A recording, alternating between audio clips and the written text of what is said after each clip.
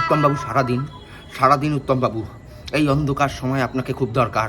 সারাদিন প্লিজ উত্তমবাবু, সারাদিন একবার বলো আমায় উত্তম কুমার। চুপ করো মুখ পোড়া। দেখছো পিসি বাংলা ইন্ডাস্ট্রিকে বাঁচানোর একটা চেষ্টা করছে, একমাত্র উনিই পারবেন এই ইন্ডাস্ট্রিকে আবার টপ টপ টপে নিয়ে যেতে। এতদিন আগে টপকে যাওয়া একটা লোক কি করে পারবে? উত্তমবাবু আপনি কি শুনতে পাচ্ছেন? ও উত্তম, তুমি শুনতে কি পাও? আমার মনে হয় উত্তম না বলে মহানায়ক বলে ডাকো, ওটা টিআরপি বেশি তো, ওটাতেই সাড়া দেবেন।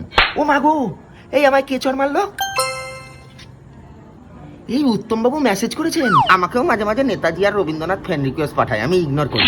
আরে সত্যি গো, দেখো কি লিখেছে। লিখেছেন মহানায়ক বলে আমাকে আর ভুলেও ডাকবি না, ওটাকে তোরা কদিন পরে খিস্তি বানিয়ে ফেলবি। তার মানে উত্তমবাবু আপনি শুনতে পাচ্ছেন আমাদের কথা, প্লিজ সারাদিন। আবার টেক্সট করলেন, আবার কি লিখলো? বলছেন উনি এখন ব্যস্ত আছেন, স্বর্গে বিনা পারমিশনে শুটিং করতে গেছিলেন, তাই ওনার সিনেমা আটকে দেওয়া হয়েছে, পরে যোগাযোগ করবেন।